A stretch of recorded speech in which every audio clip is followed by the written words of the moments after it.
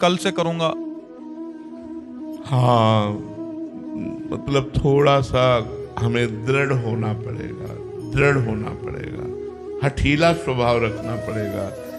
इसीलिए माला दी जाती है कि आप नंबर से जप करो कि आज 11 माला, आज 21 माला, तो हमारी बढ़ोतरी होनी चाहिए। ऐसा नहीं कि आज 11 माला किया और 2 दिन बिल्कुल नहीं किया, ऐसे भजन नहीं होता। आज 11 माला किया तो कल अगर 11 से ऊपर नहीं कर सकते तो 11 तक तो पहुंचूंगा ही। कैसी भी प्रमाद स्थिति हमें नहीं लानी कि भजन छूट जाए। और ऐसे जो कल करेंगे वो बात बड़ी प्रमाद वाली लगती है। काल करे सो आज कर, आज करे सो अब, पल में परलय होएगी, बहुरी करोगे कब। कल के लिए टालना ये प्रमाद स्थिति है। इसलिए भजन को आज वर्तमान में करना सीखो। राधा राधा राधा राधा रही, बहुत होश में चलो, बहुत कम समय रह गया है। मनुष्य जीवन 70-80 वर्ष का, 90 वर्ष का, 90 तो मुश्किलें कोई पहुंचता है।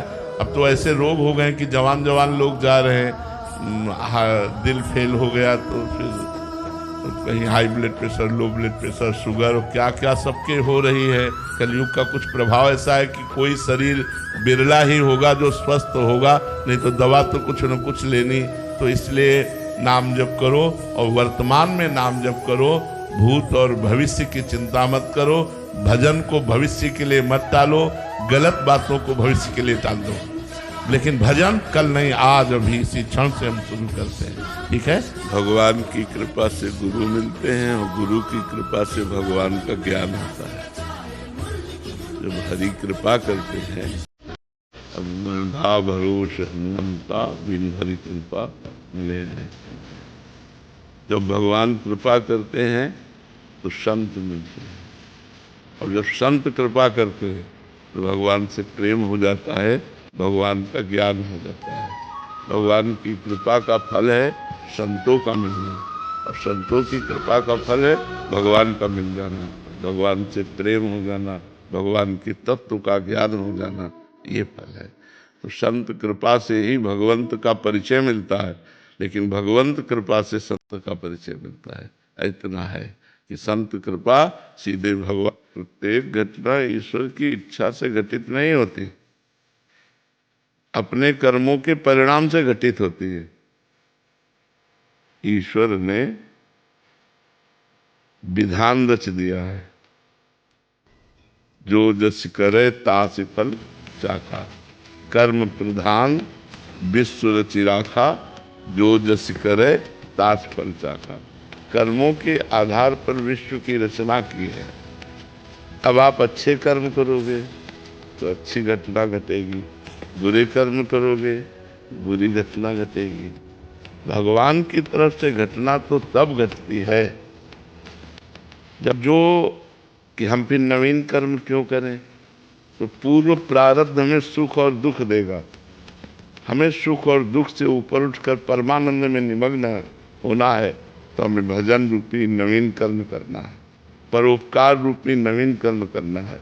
गंदे आचरणों का त्याग करके अच्छे आचरण हमें करने हैं। ये हमें करने के लिए मनुष्य जीवन मिला है। भगवान केवल न्यायाधीश है, वो न्याय करते हैं।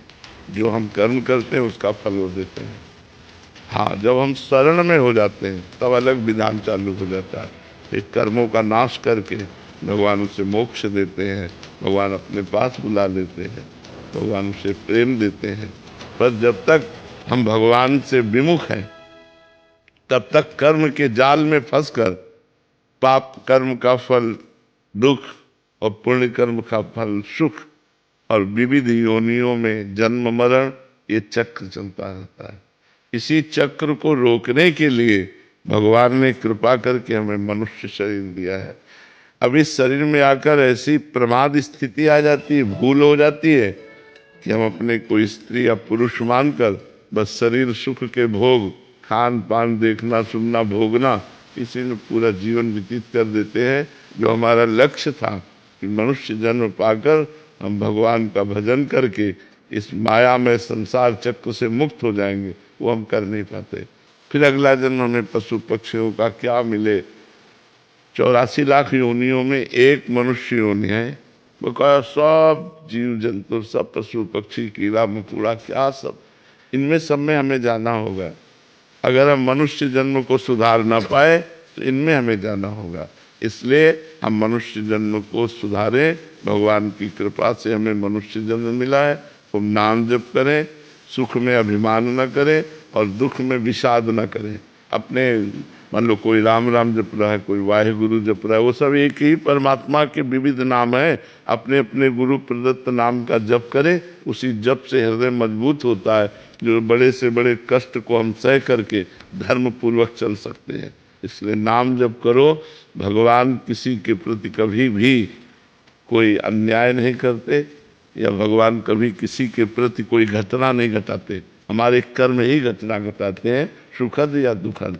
भगवान का एक अलग डिपार्टमेंट होता है, शरणागति।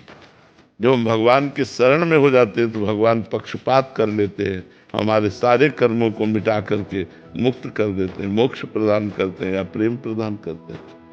जब हमारा तन मन प्राण उनको समर्पित है और उनकी आज्ञा में हमारा जीवन व्यतीत हो रहा है, हमको भजन कर रहे हैं, लेकिन अंदर काम क्रोध आदि का आवेश आता रहता है, वो ये देख रहे हैं कि ये प्रयासरत है, ये हमारी आज्ञा का पालन कर रहा है, तो उनके हृदय में एक शीतलता हुई और एक करुणा उत्पन्न हुई, और वो कृपा दृष्टि उत्पन्न हुई जो आपको हर विकार से बचा करके भगवान की प्राप्ति कराएगा। तो महत्संगस्त दुर्लभ हो, महापुरुषों का संग मिलना दुर्लभ, निश्चित भगवत प्राप्ति हो जाएगी। तो उनकी कृपा दृष्टि तब होती है जब हम उनकी आज्ञा का पालन करते हैं।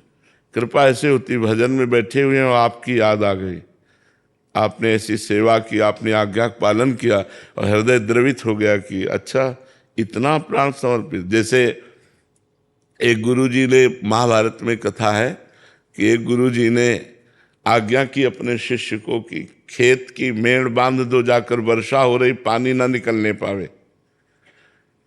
तो उनको बांधना आता नहीं था, जैसे बना बांधा, लेकिन वो बंध ही नहीं रहा था। तो